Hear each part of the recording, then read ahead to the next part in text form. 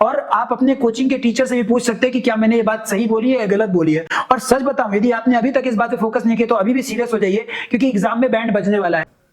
Hello बच्चों, मेरा नाम है कार्तिकेय और मैंने अपना बीटेक किया हुआ है IIT BHU से। बच्चों, एक जेईई स्टूडेंट्स की बहुत बड़ी गलती होती है जिसकी वजह से उनका सिलेक्शन नहीं होता। और कुछ बच्चे ऐसे होंगे जो रिपीट कर रहे होंगे, हो सकता है लास्ट ईयर उन्होंने ये गलती करी भी हो, तो वो इस बात को रिलेट कर पाएंगे। देखो यार, एक बहुत बड़ी गलती ये होती है कि लगभग 99% जनता जो जेईई की तैयारी कर रही होती है, उनके मुंह से मैंने लास्ट के 10 ईयर्स में, और जनरली होता भी ऐसा ही है, कि हम एक सेंटेंस सुनते हैं कि सर हमारा सिलेबस कब हो जाएगा, हमारा एक बार सिलेबस हो जाए तो हम रिवीजन करेंगे फिर अच्छे से, हमारा सिलेबस ही नहीं हुआ था इसलिए हमारा सिलेक्शन नहीं हुआ। लेकिन यार सच बताऊं, जो जेन्युइन एस्पिरेंट्स होते हैं ना, जो जेन्युइन मेहनत कर रहे होते हैं, उनको पता होता है ये बात कि एक अच्छी रैंक लाने के लिए, एक डिसेंट कॉलेज पाने के लिए लॉजिकली हमको 60 to 70% सिलेबस ही करना होता है और श्योर शॉर्ट बनना चाहिए, सॉलिड बनना चाहिए। मैं खुद एक IITian हूं, मैंने वो चीज करी है और मैक्सिमम बच्चे ऐसा करते हैं, इस वजह से मैं आपके साथ ये बात शेयर कर पा रहा हूं। यार लास्ट ईयर भी तो सिलेबस पूरा हुआ होगा। अच्छा, दूसरी चीज ये कि इस इंडिया में हम भी जानते हैं कि कम से कम 10,000 कोचिंग्स है और उनमें कम से कम नहीं तो 10-15 लाख बच्चे तैयारी करते हैं जिनका हर साल सिलेबस पूरा होता है। लेकिन क्या सिलेबस के बेसिस पे सिलेक्शन होता है क्या? सोच के बताओ तो मुझे।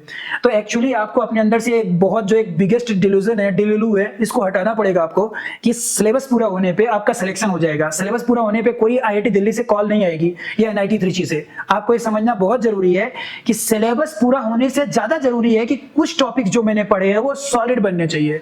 नो डाउट 10% टॉपिक्स पढ़ने से कुछ नहीं होगा, लेकिन यदि किसी बच्चे ने 60 to 70% टॉपिक्स कवर कर लिए हैं और उनका मल्टीपल टाइम्स रिवीजन किया है, उन पे मल्टीपल टाइम्स PYQ सॉल्व किए हैं, उसमें मल्टीपल वेरिएशंस देख रखे हैं, तो उस बच्चे के सेलेक्ट होने के चांसेस ज्यादा है इन कंपैरिजन टू उस बच्चे के जो 100% सिलेबस तो पूरा करके बैठा है लेकिन प्रैक्टिस बड़ी मुश्किल से एक बार कर पाया है। तो यार ये बात ध्यान रखिए, क्वांटिटी की बजाय क्वालिटी के पीछे भागिए। और आप अपने कोचिंग के टीचर से भी पूछ सकते हैं कि क्या मैंने ये बात सही बोली है या गलत बोली है। और सच बताऊं, यदि आपने अभी तक इस बात पे फोकस नहीं किया तो अभी भी सीरियस हो जाइए, क्योंकि एग्जाम में बैंड बजने वाला है। हर साल ये होता है कि बच्चे बोलते हैं सर मेरा सिलेक्शन नहीं हुआ क्योंकि सिलेबस नहीं हुआ था। मैं एक बात पूछता हूं भाई, तेरा सिलेबस नहीं हुआ तो मतलब 20% टॉपिक्स नहीं हुए होंगे, लेकिन 80% टॉपिक्स तो हो गए थे। उनके क्वेश्चन तूने क्यों नहीं बनाए?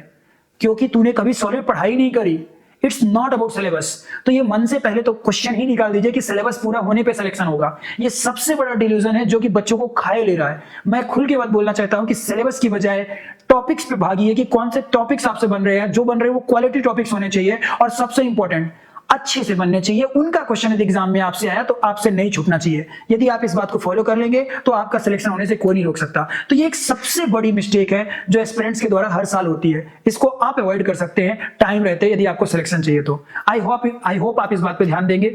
सो प्लीज इस बात पे फोकस करिएगा। और सबसे इंपॉर्टेंट, आप इस चैनल को सब्सक्राइब कर सकते हैं। आपको ढेर सारे अच्छे वीडियोस जेईई से रिलेटेड, नीट से रिलेटेड मिलते रहते हैं। थैंक यू बच्चा पार्टी, टेक केयर।